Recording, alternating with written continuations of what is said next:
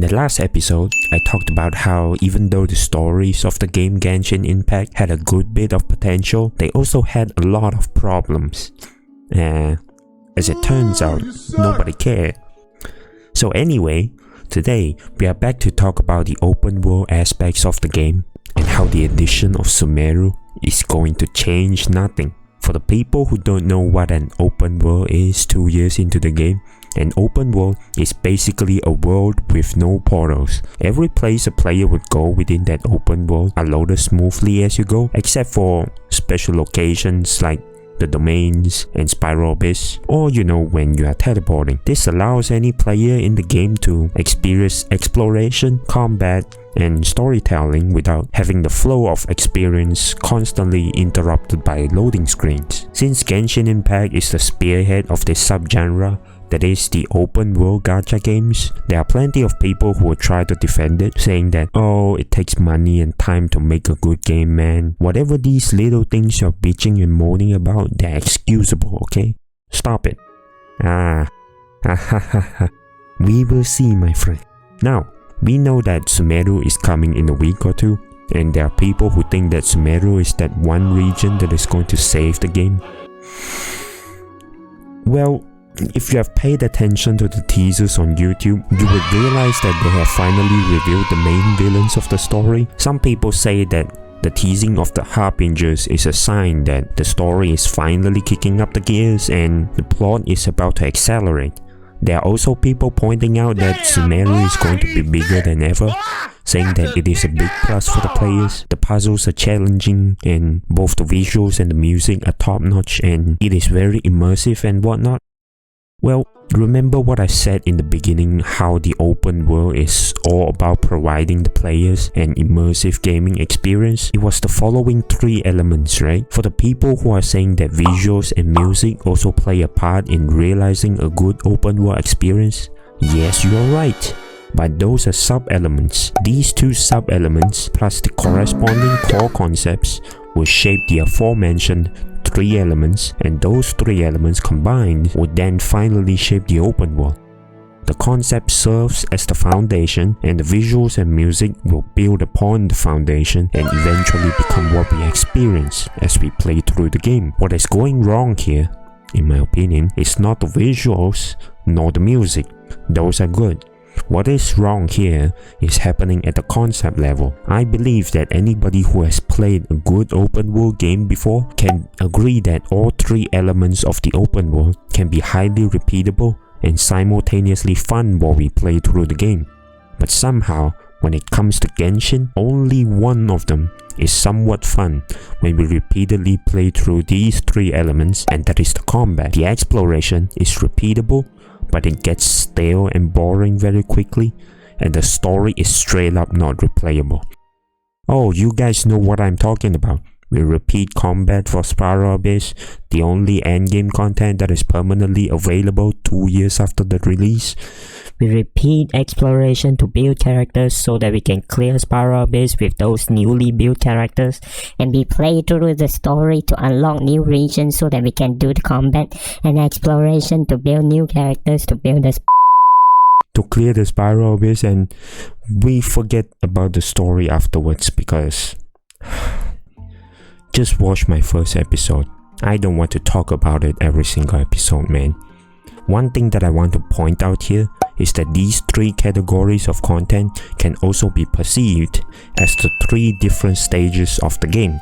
The story is the early game, the exploration is the mid game, and the combat is the end game.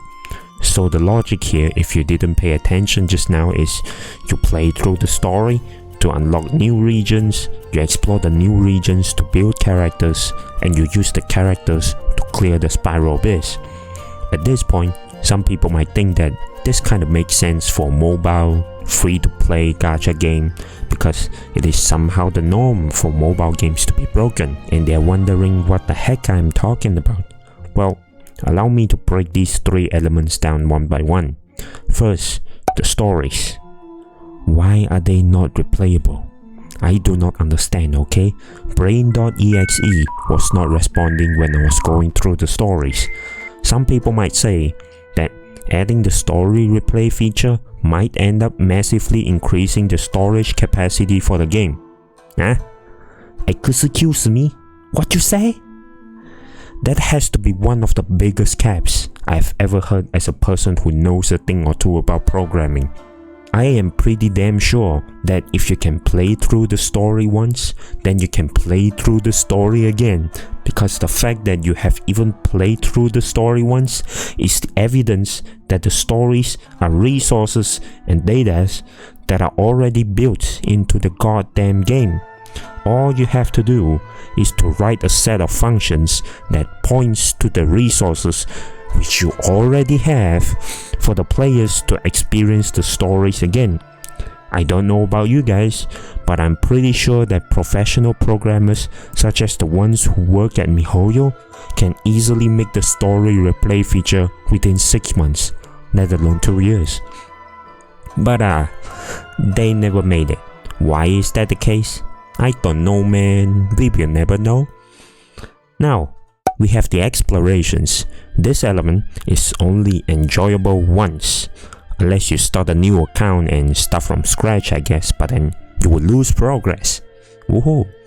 In Genshin, the moment you unlock the statues and the waypoints, the enjoyment pretty much ends, because all you do from that point onwards is go around farming resources, and maybe every now and then you experience some symptoms of ADHD, I guess. Seriously, MiHoYo? Why do the crystal cores fly away, but the normal butterflies don't? Is that fun for you guys? Do you spend all day trying to catch those crystal cores instead of trying to write the code for the story replay feature? Is that what you guys have been doing for the last 2 years?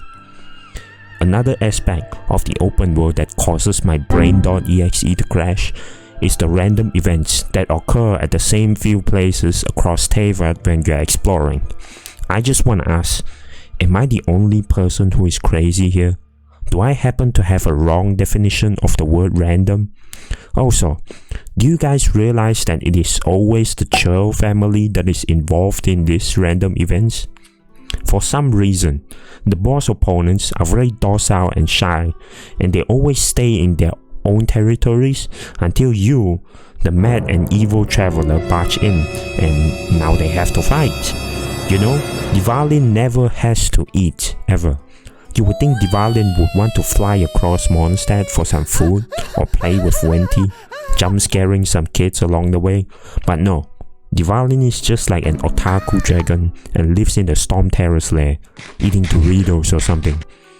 The Fatui. I thought they are everywhere according to the story, trying to recruit people all around the world of Teyvat, but there isn't a single instance of a random event about a random citizen getting harassed by some Fatui grunts. Like all they do is sit around their camps, drinking tea, partying or something. No, I don't give a crap about Fatui. Stop following me, hiya. Oh my god, it's the Traveler. Dear Traveler, please help me. These idiots have been following me, trying to scout me for 2 weeks now. Can you please send them to Jesus? Please, I can pay you 2,000 more, no problem. Please just get rid of them, please, I beg you. A few moments later. Oh my god, you got rid of them. Thank you, dear Traveler. Let me get my Mora. Sorry, dear Traveler. I only have 20 Mora with me. Here, have the 20 Mora. Don't be shy, okay? I'll see you around, dear Traveler. Bye-bye. At this point, I can't help but to fathom that there's probably this Game Master in MiHoYo who goes by the title of Game Master A, and every day she's just snickering and laughing sinisterly in her office because the entire world of Teyvat never changes even in the slightest manner, because everybody stay in their own territories except for the Churl family, just like what she tried to do with Inazuma. If I was in the office, it would probably look like this. Watch. こんな調子なら勝てる。やるじゃない連中。こんなフェアによ。天使の思うままにならないことなんてかつてあったかしら。いい君ね。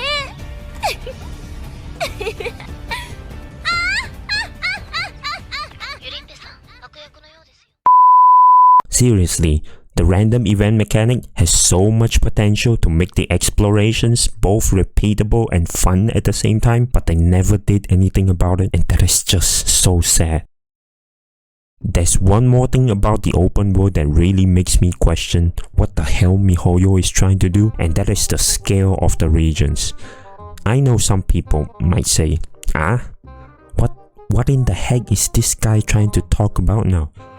Don't panic, guys. Allow me to make my case. I'm sure you guys know about how the Chinese kids have their gaming time legally restricted by a huge amount, and the adults basically have no time to play games either because the Asian work culture is on the rather hardcore side, and MiHoYo also happens to know full well about how their game is a complete doo-doo at the endgame level, but they just can't be bothered to change it. So what they ended up doing was to design an open world region that is way bigger than the other 3 nations that are currently available to the players. What this ultimately means is that the time players spend on exploration when Sumeru drops would be forcefully and artificially elongated because you now have a much longer travel time around the region, and by the time the Chinese kids are done exploring Sumeru, finish building like 3 or 4 Sumerian characters because they can't afford more anyway, Fontaine is around the corner, and MiHoYo never has to add any new endgame content because only Chinese players matter. When I saw the Sumeru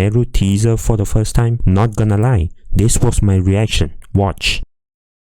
MiHoYo, I don't understand. Is this one of those moments in which you thought bigger is always better?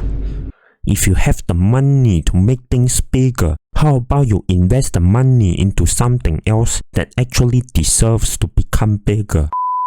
Are we witnessing the birth of a new problem? We used to have power creeping, then feature creeping, and we have size creeping now? What the f?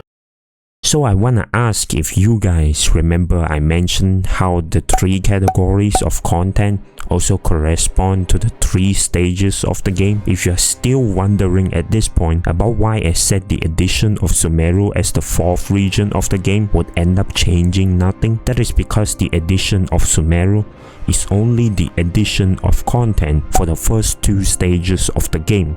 By increasing the size of the new region, MiHoYo is trying to tell the players indirectly that they want the players to spend as much time as possible jumping between the mid-game and the end-game, ideally without clearing the end-game ever, unless you give them money. The addition of a new region provides 0 meaningful changes to how the players play the game. On top of that, it also magnifies the problem that the players are already having with the open world, and yet MiHoYo is still unwilling to change. To be perfectly honest, I'm not making these videos just so that I can hate on the game or look down on the creators behind the production of this game by making fun of them. It is perfectly okay for a game to have problems. However, you gotta change it.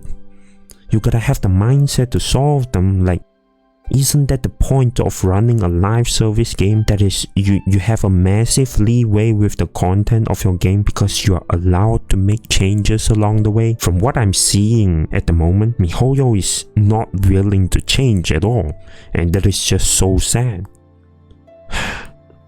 This isn't the end, by the way. Somehow I have more to say about this game. If you are interested in hearing more of my inputs of this game in the future, you know what to do. I hope you enjoyed this video. I'm Frameless Tenno. You can just call me FT. I'll see you in the next one. Bye bye.